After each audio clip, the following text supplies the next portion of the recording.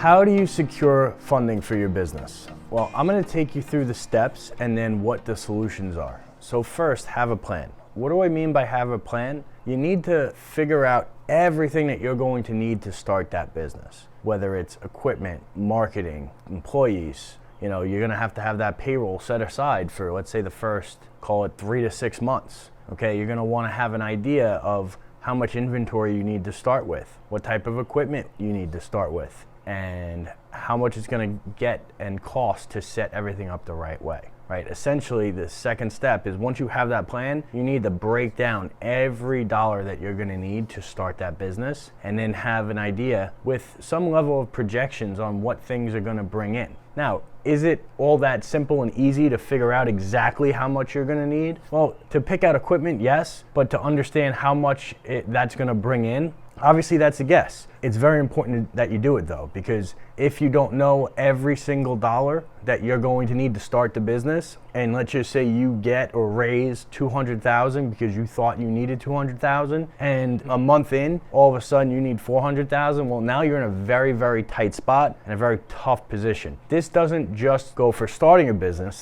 This can be used as an example for getting any type of financing. If you are trying to expand your current business, if you are trying to level up your current business, and you don't go through these steps and understand exactly how much you need, and for whatever reason you take a lot less than what you do need, it's always going to be harder on you and the business to patch it all together or to try and find additional financing after you've already gone through the process. This is why it's so important to lay this out and lay it out the right way. Next, once you have every dollar that you're going to need and you have your projections lined up, you need to assess where you stand currently. Why is that important? Well, the more you know about yourself, the easier it's going to be if you come to a company like ours to, tell us exactly what you need and for us to find you that program. And if you know you're going to be doing this in 2 or 3 months from now, it's not a bad idea to assess yourself now and try to set yourself up and put yourself in the best position to get qualified for the best programs. How would you do that? Well, one, go check your credit. You could use Credit Karma. Credit Karma tends to be off a little bit, but it'll give you an idea. 650 credit is good to decent. 700 and above is really where you want to be, and that's really going to help you, all right, especially starting a business.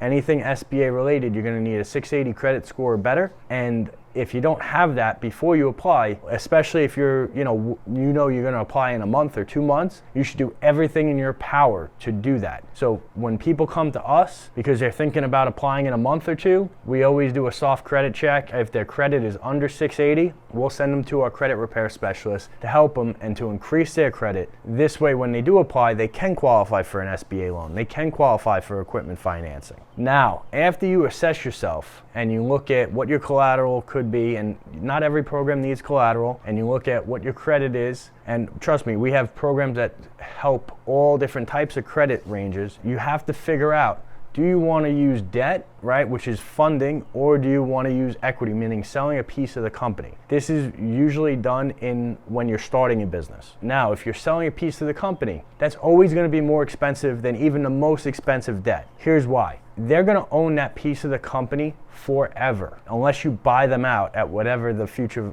multiple is. You have to understand this. When your business starts growing and doing well, they're going to own whatever percentage, whether it's 10%, 20%, 30%. Right? That means they're getting that much of the profits. If it was debt, you could have just paid it off and it's over and done with. The other challenge that you're going to run into is if there's ever friction between you and your partner, it's going to be stressful and it could create negativity and it could hurt the culture of your business. Very, very important that you understand this. So I always prefer debt, and if you're going to choose equity, make sure you're choosing equity where they bring something to the table that you don't. For example, I am very good with sales, relationships, making content like this. I am not strong with marketing. So if I was going to pick a partner, I'd want somebody that has a marketing skill set, a marketing background. They're going to pick me up where I'm weak right now. or you could hire it out and just use debt, which is probably the best solution for 95% of the entrepreneurs that are going to be starting a business. Now, once you have those 4 steps figured out and you choose that you want to use debt or you want to get funding to start the business, let's discuss what options are available. Now, the first and the easiest and the simplest is a simple interest term loan. All you need is 650 credit and $50,000 in provable income. And you can get anywhere from 20 to 120,000 on a term loan. And usually the terms range 3 to 5 years with monthly payments and no prepayment penalties. Right? And it really only takes 24 to 48 hours to get you approved and money in the account not too long after that.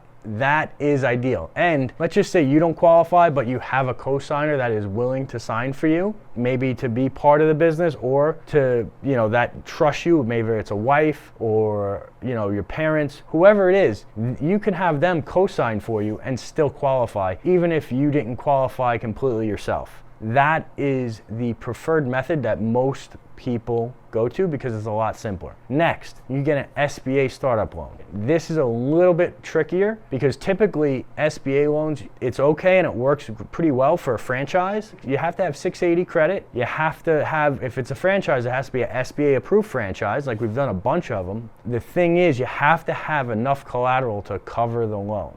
Right? So if you're taking out $350,000, you have to have at least $350,000, usually more, in assets that can be collateralized to cover that note. And then you do have a pretty good shot at getting approved by the SBA. That process takes a little bit longer. Now, the financing is obviously better. It's a cheaper interest rate and it's over 10 years, not 3 to 5 years. You are putting up collateral. So there's differences between a term loan and an SBA loan, right? Those are the 2 main differences. Next, if any part of it, starting that business, you're gonna need equipment. If it's a brand new startup and you don't own a business, you could always do equipment financing as long as you have 700 credit and you're a homeowner. What that does is, at least if you use the term loan and combine that with the equipment financing, that'll be a lot quicker and a lot easier than going through the SBA process. Now, those are the 3 solutions that you can use comfortably to start a business. Are there other ones? Absolutely. Have people gotten 3 to 5 to 7 credit cards all at once and